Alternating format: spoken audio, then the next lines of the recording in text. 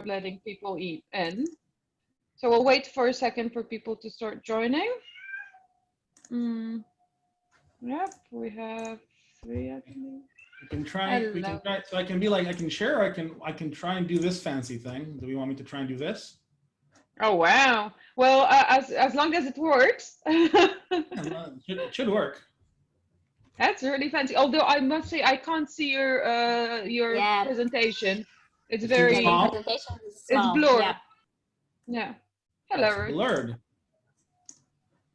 Let's see if I can. Oh, I can move myself, but all right. If it's blurred, then we can do this. That's better. Yeah, that works. I can be like a small thing in the corner. Yeah, like a ghost floating around. Hello, everybody. You are in the right place. Fear not, we'll start in just a second. I will introduce our wonderful presenter, and then we'll get going with the presentation. Just we want to wait for a couple of people to join, give some people time in case you're having lunch or breakfast in some cases, I guess. Yeah.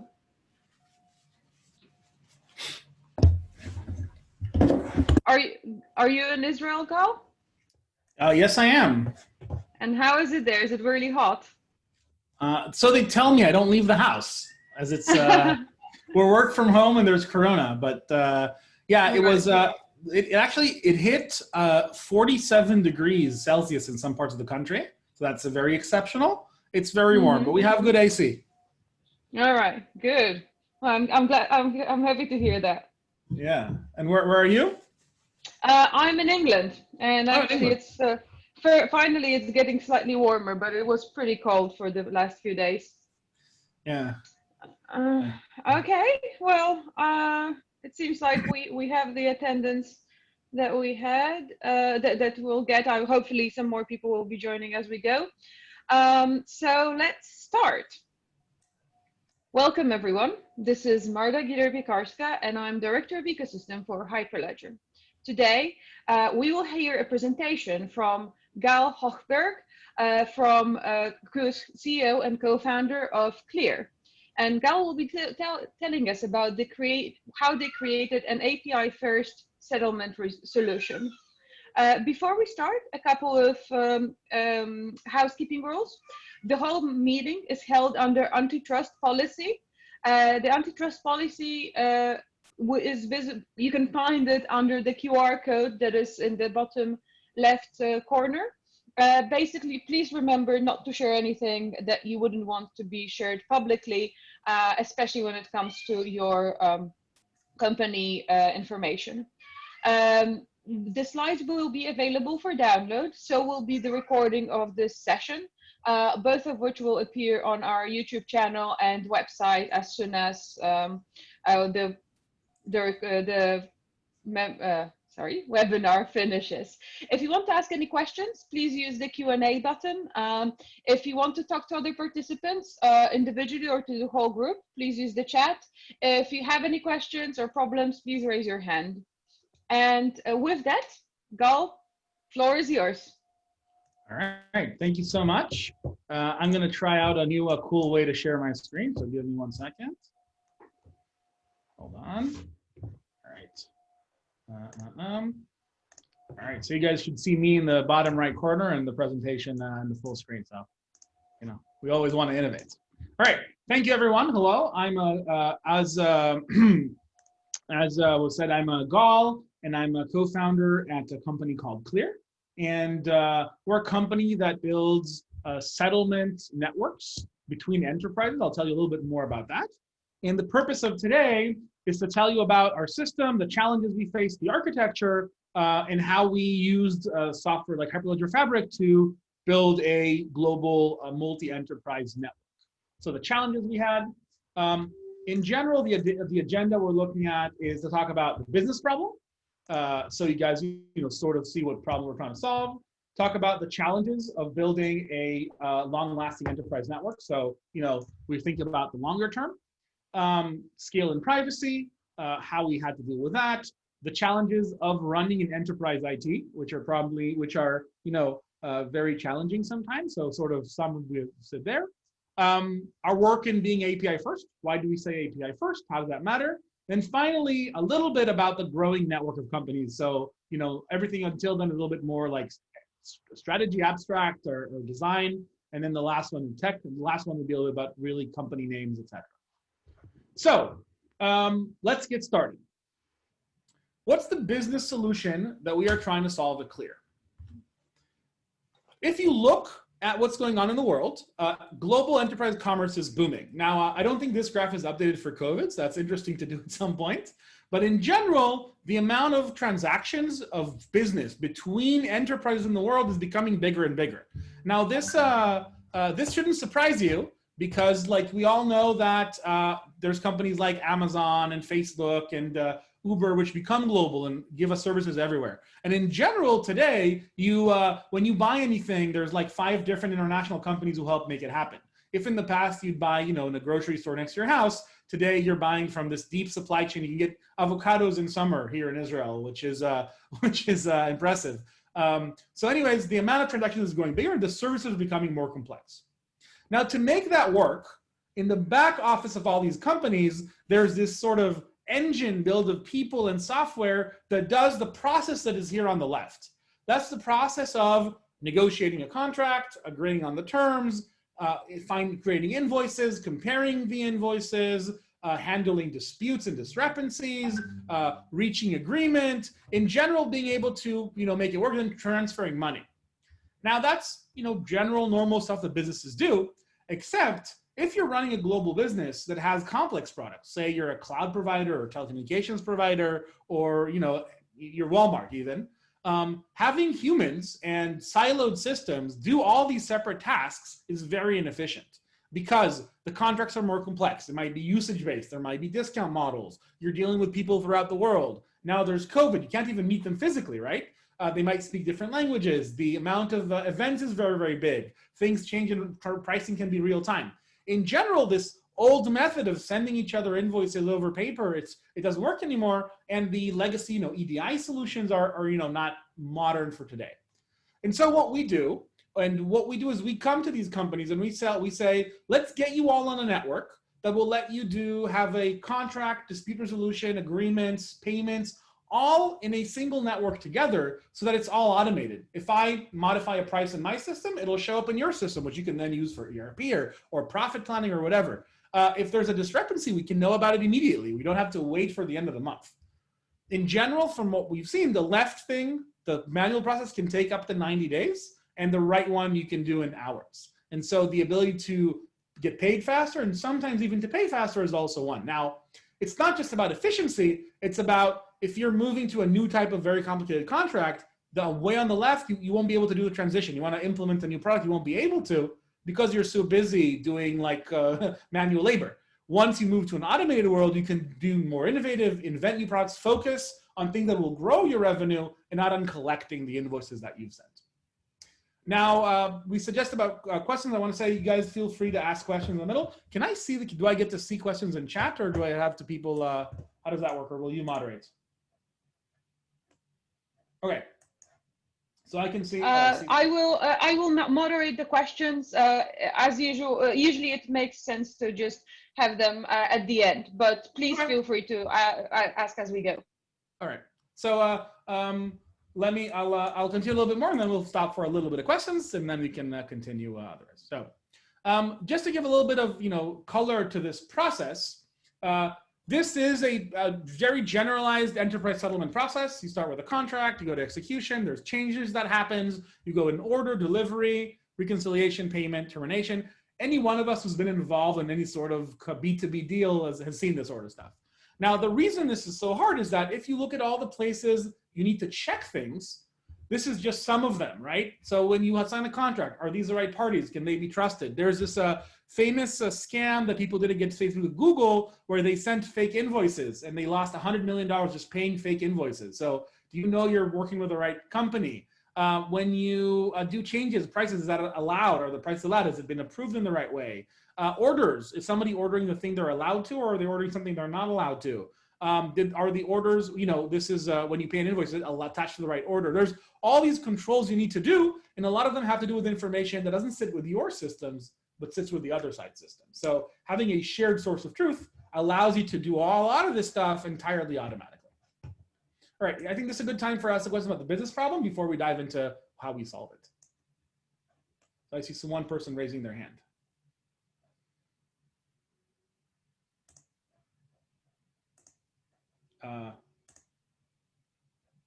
Okay, I'll just continue. I think the raise of hand is just saying hello. What? Sorry? I think that raising the hand is just saying hello. Ah, okay. I thought that was like asking a question. All right. Okay, cool. Moving on. So that's the problem we're trying to solve and why we're trying to solve it with blockchain. Now let's move on to the challenges of building this network. So we're gonna, in a second, we're gonna go into a little bit into technical stuff, but I do want to think about sort of timeline here from a broad sense. When we're building this network, there's all kinds of challenges. The first one is private data, and not just private data, but lots of private data. We're talking about prices, which are very sensitive in trading. We're talking about volumes and revenue. So, right, this is information that you can only, it's public companies. You're not allowed to know these things before they reach the public markets. Customer data. So if this is any service that has names attached to it or phone numbers, then that's GDPR. You have to be GDPR compliant. Results of settlements, right? That's very sensitive from a business perspective. And on top of that, it's billions of records. So we're talking about a lot of data, and it's all private, and we're going to talk about how we can resolve that. Second one is that a lot of the customers are enterprise customers. The biggest companies have the most deals, so they have to be on the network, which means you're talking about on-prem or on cloud. It's not going to be SaaS so much. By the way, that's another benefit of using Fabric and blockchain, is that you can get a network without having to have your company control everything.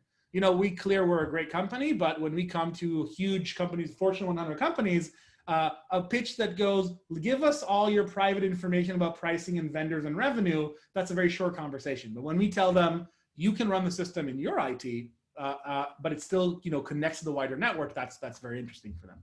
There's many stakeholders. You have to deal with privacy. We talked about that. They might not know about blockchain, so you have to educate them. You have to be compliant.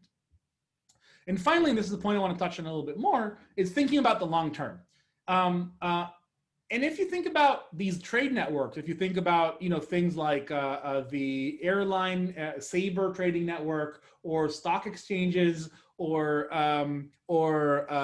even phone number CDRs and EDI, technologies where you have a network are things that can stay around for a long time.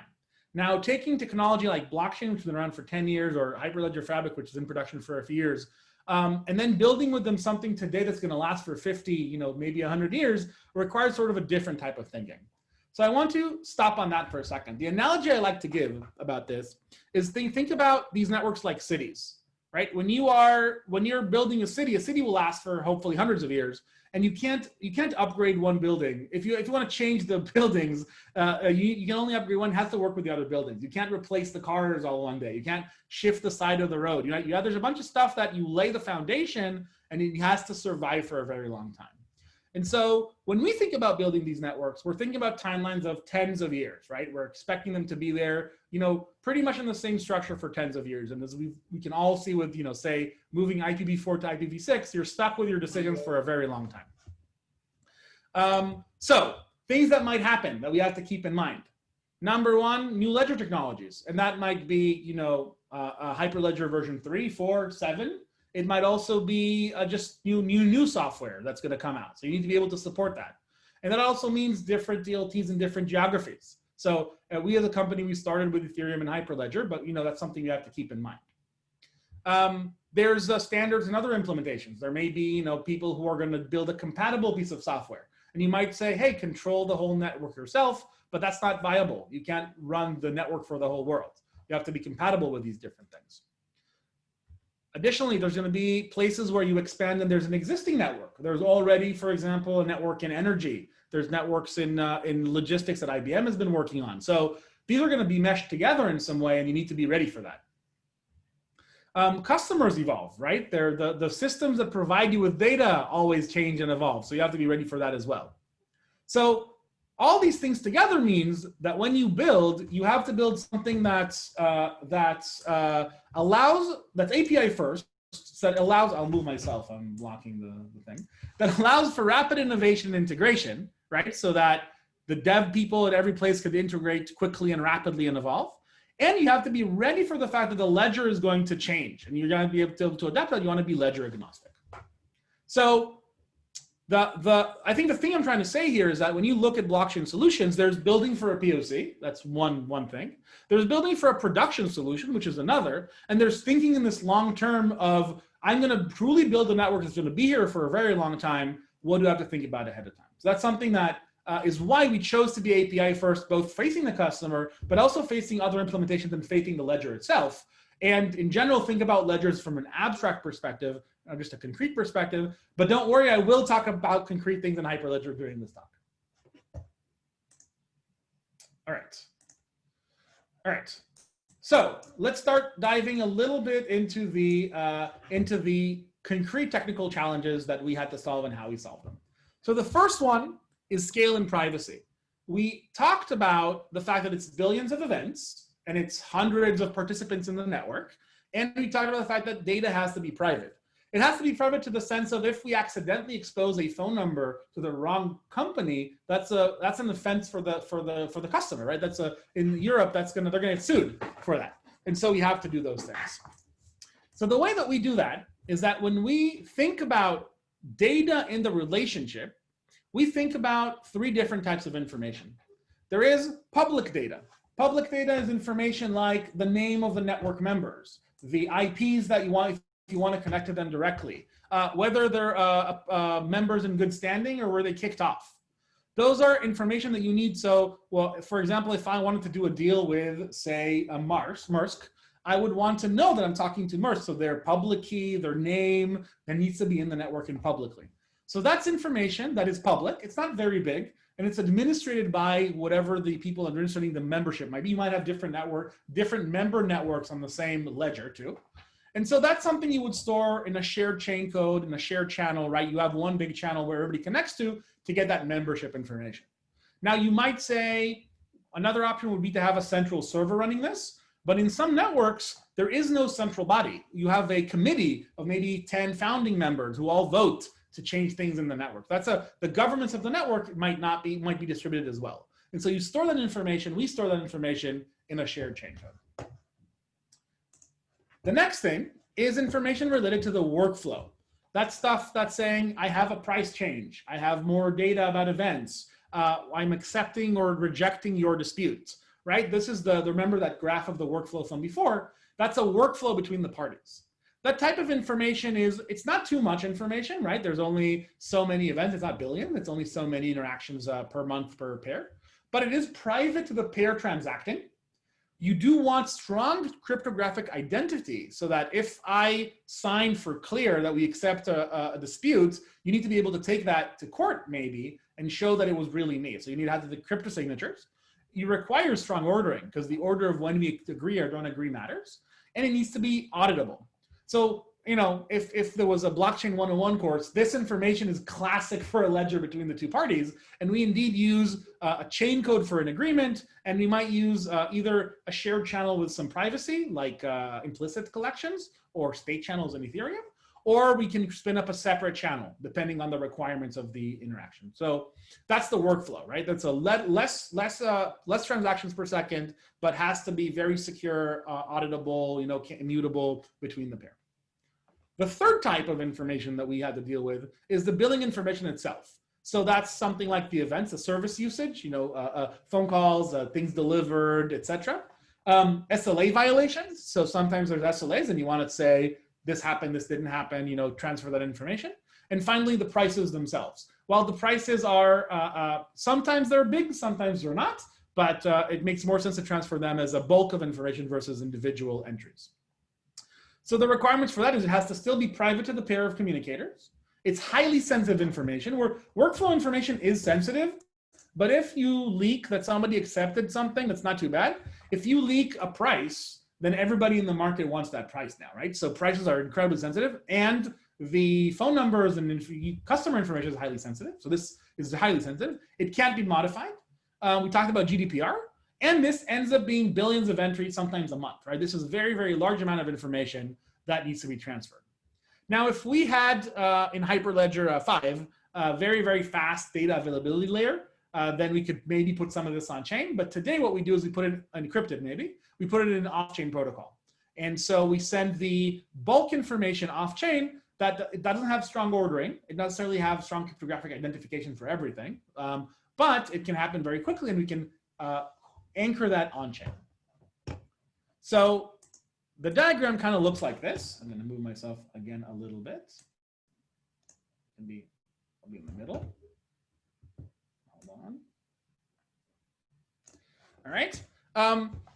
These are the three communication methods. There is a network channel, which is a shared channel for all the members that has a policy, an approval policy mainly of a few, either an administrator or a few anchor peers, because that is the one that edits the registry for who is a member, who isn't a member. It might be, with, a few approvers, or it might be with more, depending on the governance of that specific network. And everybody connects to that and is able to know about people joining, people leaving, their public information, IPs, company logos, which is nice for UI, sometimes contact information. So that's that public information. The second one is the private channel. Now, this may be a private channel, or it may be chain code that uses implicit collections or state channels or something like that, depending on the specific implementation. And here you have the workflow between the parties. The peers that are approvers are the two parties. They're the people approving the transactions in that channel or for that chain code. And there they say, I agree, I disagree, information is encrypted or hidden to be just to them. And then finally, there's the off-chain protocol, which is, it's the file transfer. We use HTTPS to transfer the bulk files, and we anchor the hashes of those files in that channel. So I will tell you, I'm giving you new data. This is the hash. You use my public information to go to my IP and say, here's a key that I have to get the information from you. You download, you verify the hash, and now we're in agreement, right? That way I can transfer bulk data to you without putting it all on chain. One final thing here that's kind of cool. Sometimes you want to do enforcement. Sometimes you want to enforce things that happen in one channel. And so something that I can't dive deep into here, but we have ways to take partial information from the off-chain and from the channel and expose it in the network chain code to be able to say this person is behaving maliciously. I can't dive deep into it here, but in general, we're working on ways and have some that let you enforce things by exposing very specific information if you want. And it really depends on the governance of the network and what that means. Like, does that mean you have to pay sooner or anything like that? All right. I think that was pretty technical, so I can pause for a second. Let's see if anybody has questions. You can write them in the chat, I think. Yeah, one thing that people are mentioning is that it's really hard to see your data in the chart. Oh, the right side is too small? Yeah, definitely. All right, let's see what I can do about that. Hold on. I'll make the chart bigger. Give me 1 second. Drop off to this.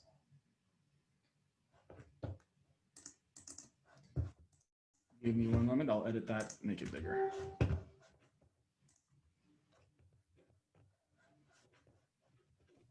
In the meantime, if anybody has any questions, please feel free to ask them now, and Gal can take a break and answer some questions.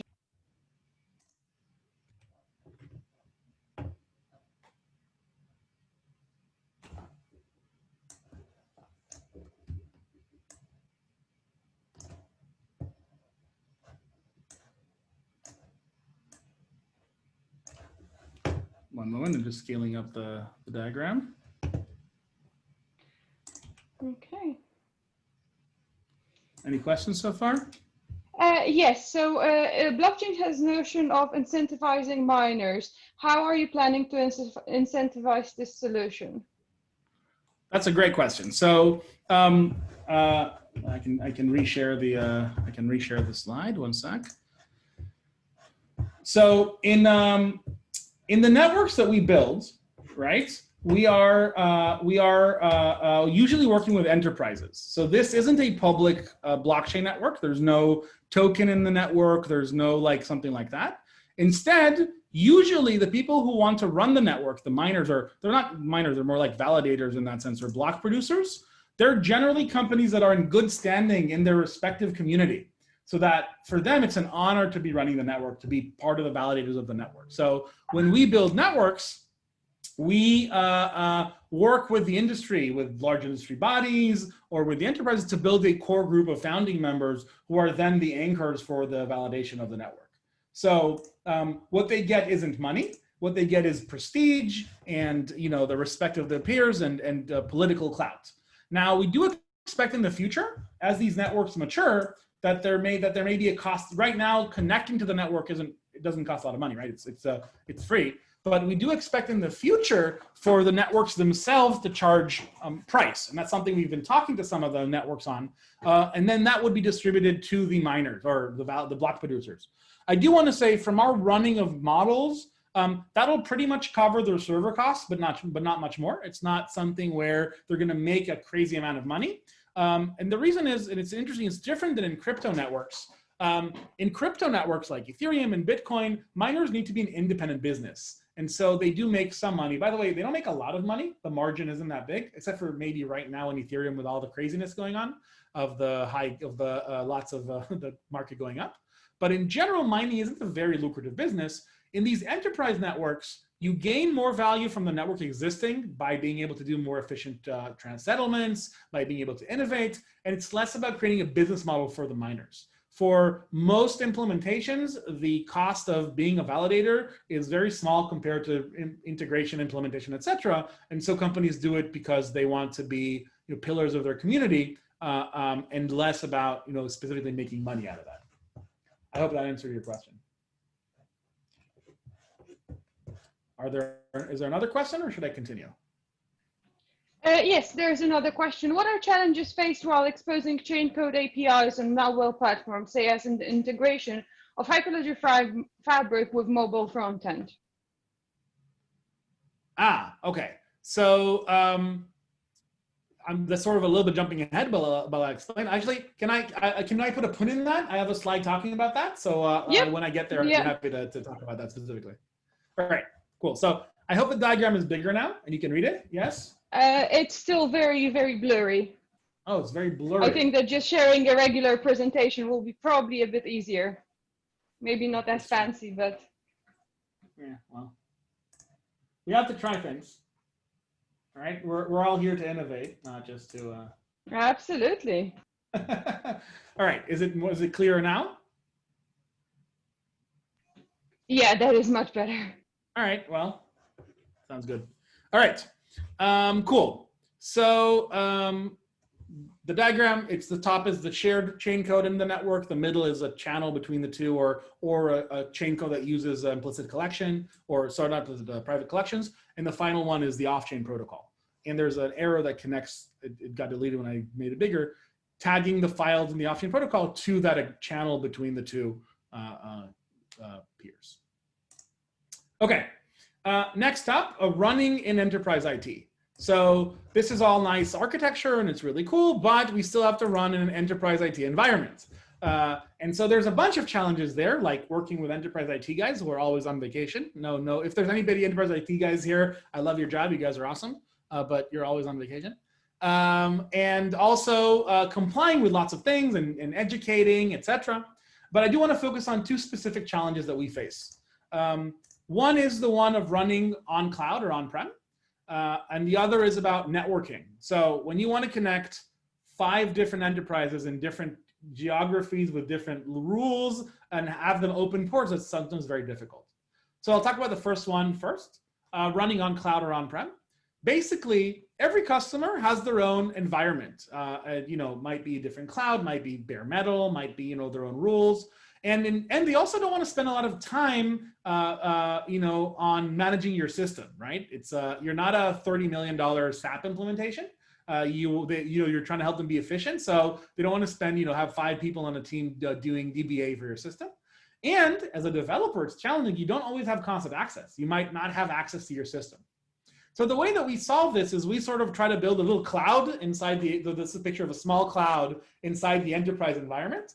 And the way we do that is that we use Kubernetes. Kubernetes, as I'm sure a lot of people on this call know, it's an orchestration engine that lets you run containers on VMs in a way where you can, you basically tell it, I want 5 containers with this image, and it spins them up and handles networking and handles, alerting if they go down, etc.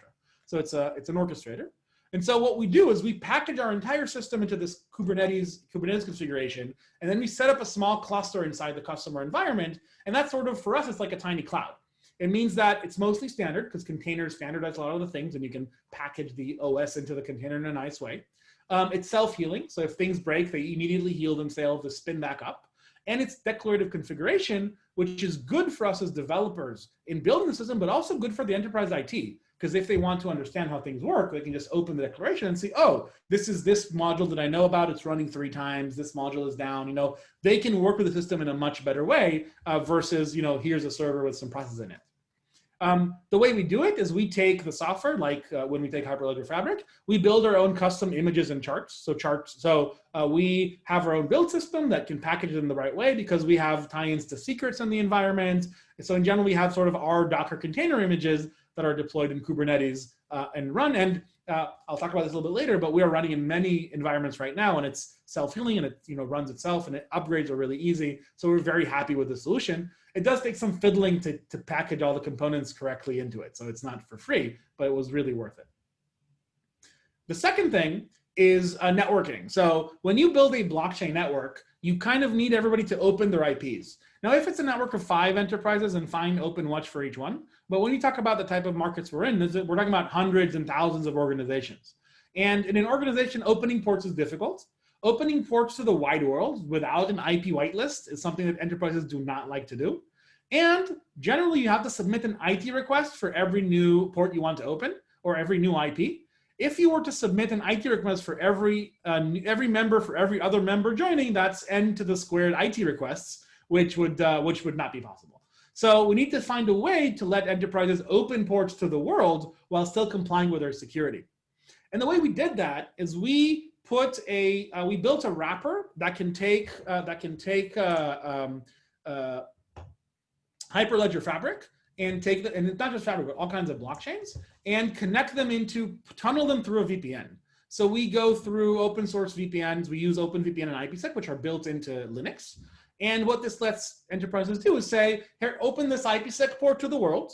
And here's how it's a VPN. It's a VPN you're familiar with. You can open the Linux machine, right? It's transparent to you. You can add new IP tables if you want inside. This is very native to the IT team. They know how to work with it.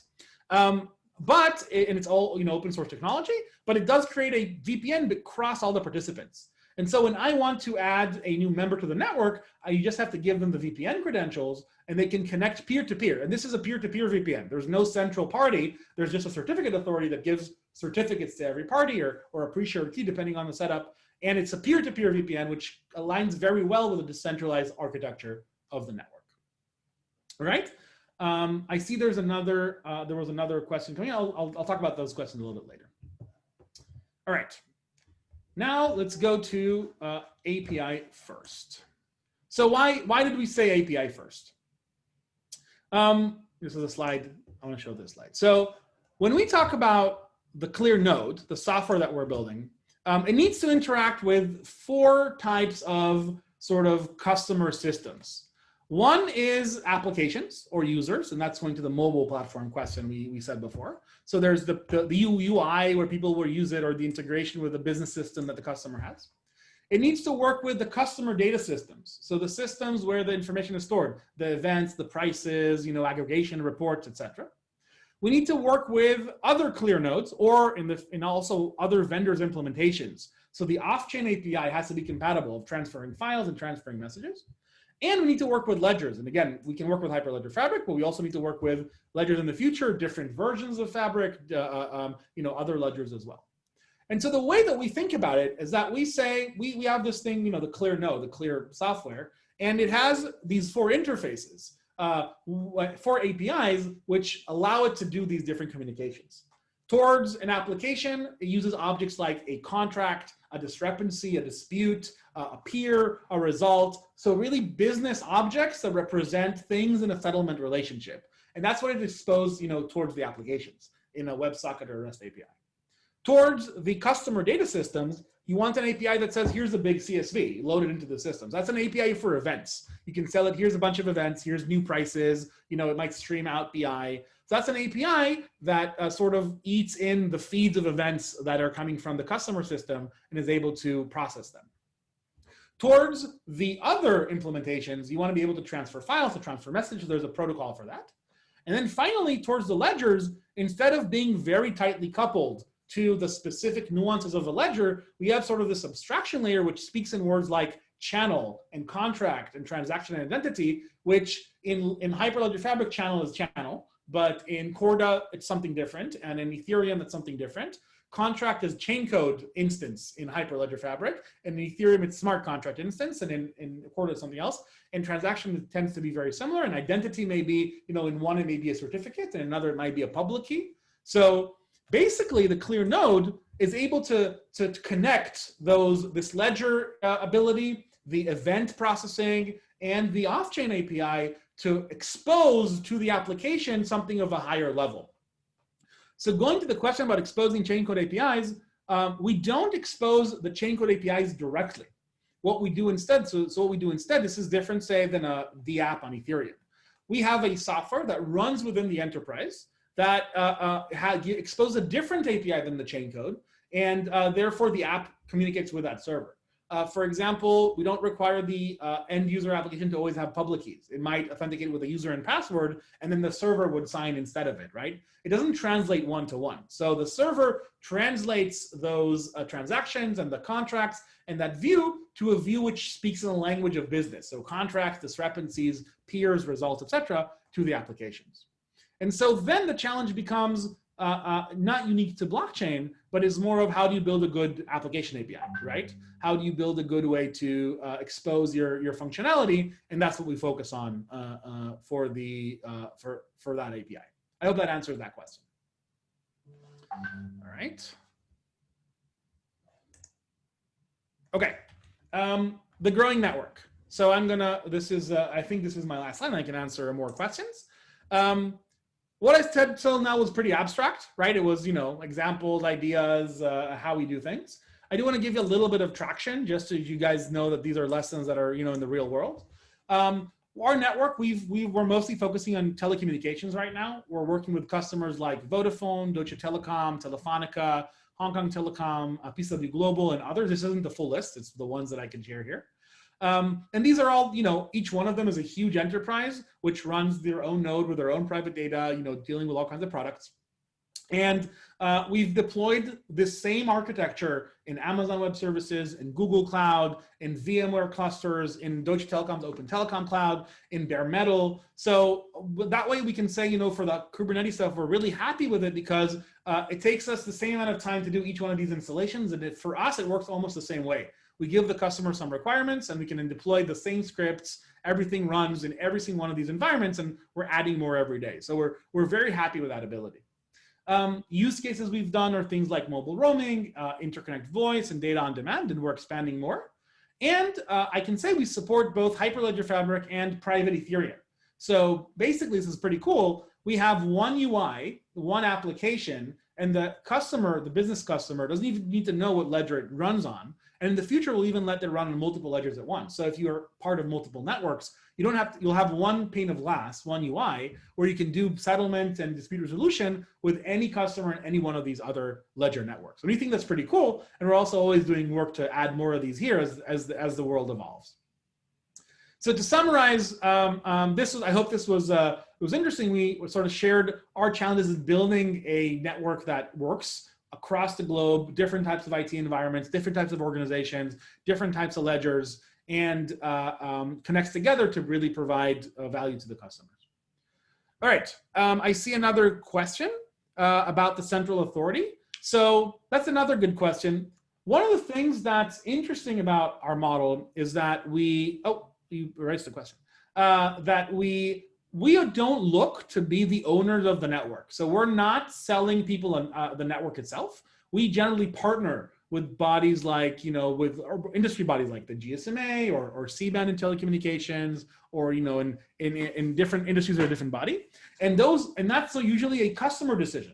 So there's places where the customers say, hey, you guys run the order for us. There's places where they say, we want to build an SPV, and the SPV will run the order. There's places that say an industry body will run the order. That's sort of something that the network itself needs to decide. So we work with the customers to understand what's the best way to do that, and they each have different requirements and things that they care about. And so sometimes it's us, and sometimes it's not us. It's somebody else, and it changes based on the situation. All right. Any more questions? That's awesome. Thank you. First and foremost, thank you for a great presentation. I am not seeing any questions, but I would encourage everybody to type questions. It's a very unique opportunity to have Gal here and be able to answer all of those things. I guess you kind of touched upon it a bit, but I was wondering, is your solution you're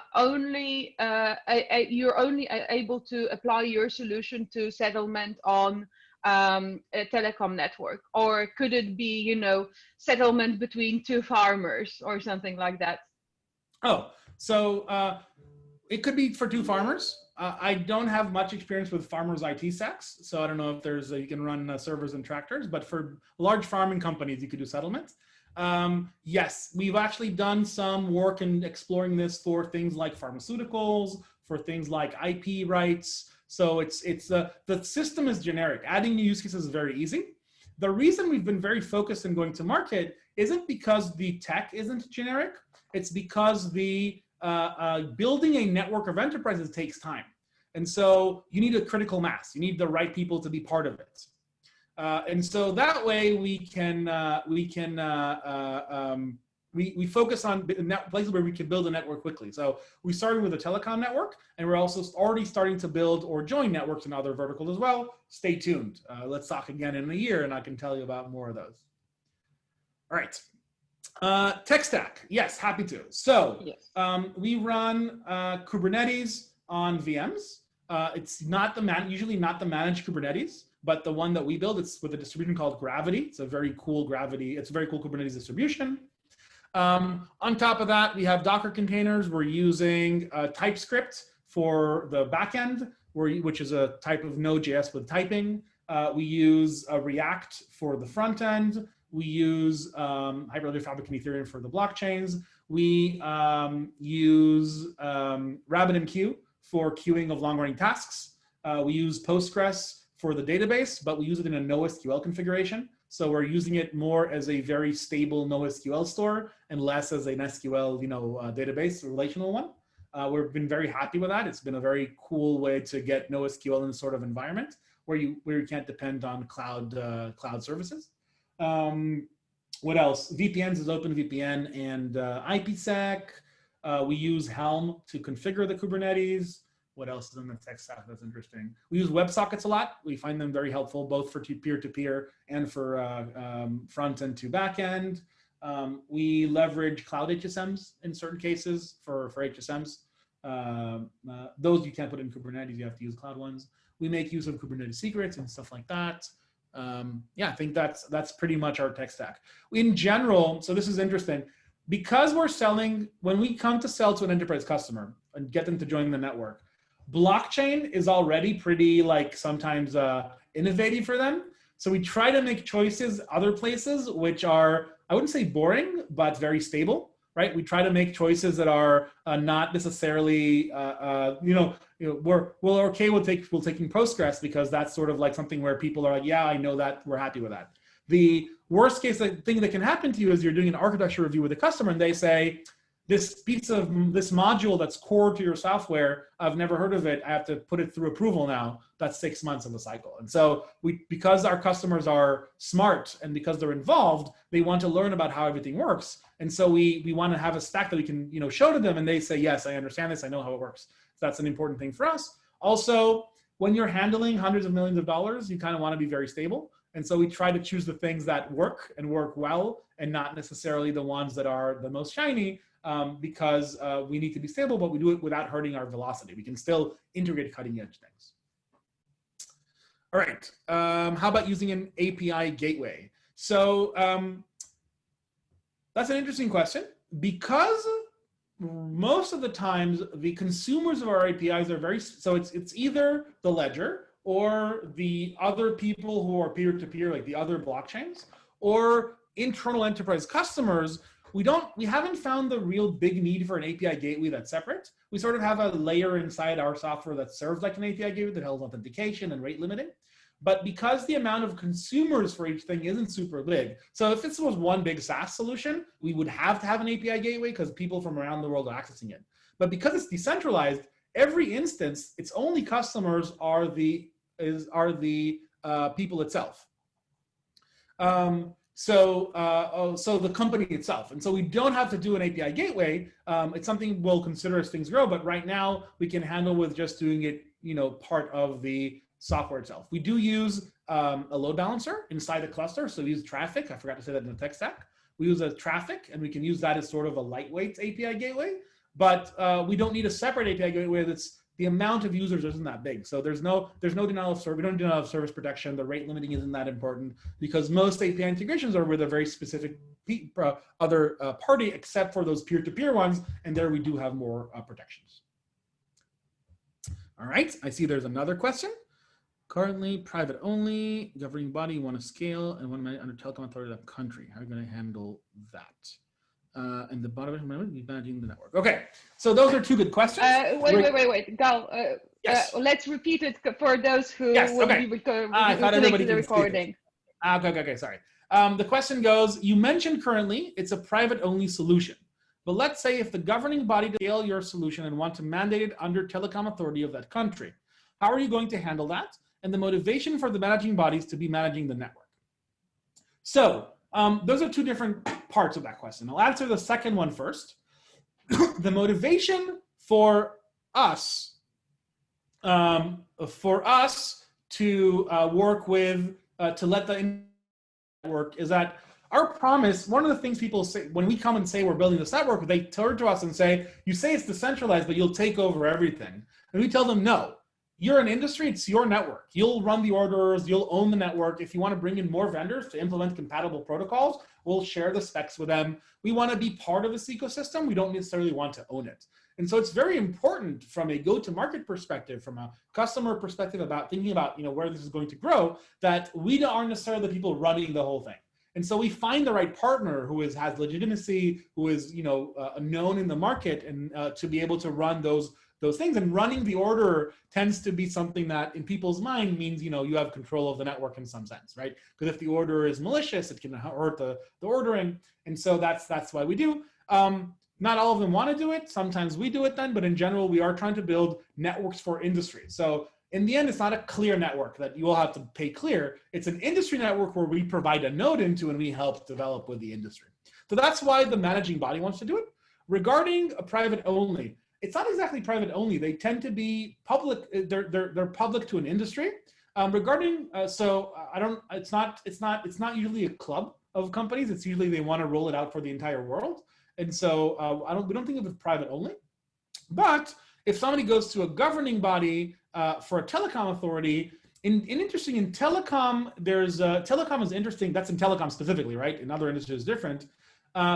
The country-specific bodies have rules, but they are aware of the fact that it's a global network, right? The authority of EU can't tell the authority of China or of US how to run their telecoms operations, and so they know how to coordinate with each other. We've spoken to things like ITU. We've spoken to things like their GSMA. Those are global bodies, and in general, we do a lot of work ahead of time to think about regulation. And we try to be compliant with as strict as possible. So example, GDPR, which is Europe. You can think about the Russian laws about running in Russia or the Chinese ones. Because it's decentralized, those are easy to comply with. So in general, having a decentralized environment and being able to leverage channels lets us be compliant of different types of regulations at the same time. Now, questions we haven't had to deal with is what happens if you want to settle between, what if AT&T is on the same network as Iran? or with North Korea. We don't have those problems yet. We'll hit them, and thankfully we have good people to assist us. But in general, this is built and structured to be able to work with jurisdictions, different regulators, and we track the rulings that come out. But as this is B2B commerce, the rules and regulations are more lightweight. The regulations tend to be more about consumer interactions, and so there's a little bit more freedom here. I hope that answered that question. All right, another question is that even applies to startups like who are trying to build a new platform that provides blockchain services to use a stable tech stack. Listen, this is a little bit of a philosophical question. I think there's two things here that matter. One is, are you a SaaS provider or do you provide on-prem stuff? When it's SaaS, people can look under your hood, and so you can do things that are more cutting edge in that sense. Not to say that what we're doing isn't cutting edge, because we use the tools that we have in very innovative ways. We push them to the limit. We configure them in really smart ways. But if you are selling software that's going to be installed and managed by a local IT team, they need to know how to run it. They need to be very stable, right? They can't deal with your app so much. And so this isn't just for blockchain or Hyperledger. And from my experience, it's good to make technology solutions that are ones that they will be able to be happy with. If you choose a newfangled database that nobody's heard of, or some special orchestrator that nobody's heard of, and then it breaks, and the IT guy for the customer doesn't know how to fix it, then it's going to be your problem. But if you chose something they do know how to fix, they'd be happy to learn about it and see how you can do it. Regarding the other thing, it's a philosophical thing. This is a blog post I read once. Every startup only has limited resources. And when as a CTO of a startup, you have innovation tokens. Doing anything that's not standard costs you attention and energy. Now, you only have so many of these. So if you use Postgres, MySQL, the standard things, then there's lots of documentation. Stack Overflow has lots of information. It's easy to find people that are trained. But if you instead use Clojure, and you're using a special orchestrator, and you write a database from scratch, then you're going to spend all your time on this new technology, which may be better, but not necessarily good enough because you're spending all the energy fixing it. So from our experience, choosing proven but very well maintained and fast software brings a blend that lets us focus on features and on customers and not on our weird database broke. And so in general, it's advice not just about blockchain, but in general, when you're a startup, you're really tempted to say, I was stuck in this corporate job. I had to do things by the book. Now I can do whatever I want. You should probably, whatever you want is to still choose very stable technology. Doesn't mean to choose a mainframe and COBOL, but to choose things that have been around for a few years and have a good community so that you can focus on building your product and not your tech stack, right? Okay, another question. I may have missed this earlier. Is your solution interoperable as of now? Any link for the tech documentation? So our solution it doesn't currently interoperate with other vendors. The reason is that there aren't currently any other vendor solutions on the market that are ones where we can operate with. We are in touch with a bunch of them. And as they bring their products to market, we will integrate and build with them and connect with them. We are involved in the telecom world in standards being written in a body called CBAN, where we collaborate also with the GSMA, who's doing work on standards for this. And so not yet, but soon. Regarding documentation, that's a good question. We made the decision to not release the documentation yet, as the target. This is for documentation. So for APIs to use our platform, if you're a customer, we'll share that with you. But for interoperability, because until there are other vendors who are building systems, being able to be flexible in the protocols is helpful for us. So we can change them quickly, we can innovate rapidly, we can change things. And we can learn. We've already learned many things. So if we had a standard API out, we would have to could be compatible with that. What we're doing is if anybody here is interested, or if other vendors are, as they build products, we usually reach out to them and say, let's connect our products together. And as we've been pretty early to the market, there aren't that many yet, but more are coming, and it's up to them to say. And we will work with them and share, the chain code and the protocols to be able to connect them together, as we believe it'll be stronger with multiple vendors than with one. Now, I know I'm sort of not putting my money where my mouth is, but it does take time for these things to evolve, and we really hope that somebody comes to and says, we have a system, let's integrate together. We're really open to that.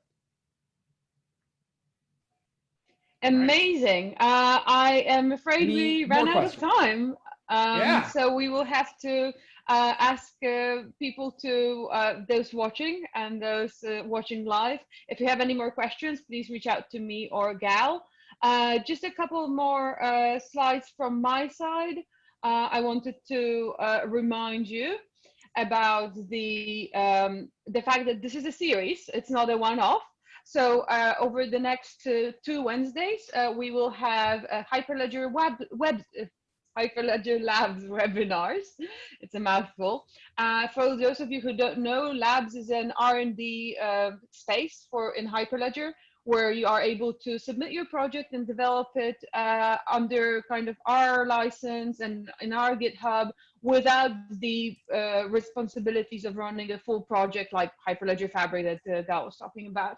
So the 2 upcoming ones will be one about Mini Fabric, which is an introduction to Fabric Mini Fabric, which is an app or tool that allows you to stand up and build your Fabric networks in a pretty easy way. And then another one will be on Hyperledger Umbra, which it talks about the challenges with Hyperledger Fabric simulations and debugging of applications, and how Umbra is trying to tackle it. So I'm pretty excited because these seem to be a more technical talks, but also very hands-on ones. So I'm hoping you can all join me. If you would like some more sessions, we still have our recordings from Hyperledger Global Forum. There were over 450 attendees. We had over 90 sessions. All of them are recorded and available on our YouTube channel, where you will also find the presentation that we had today.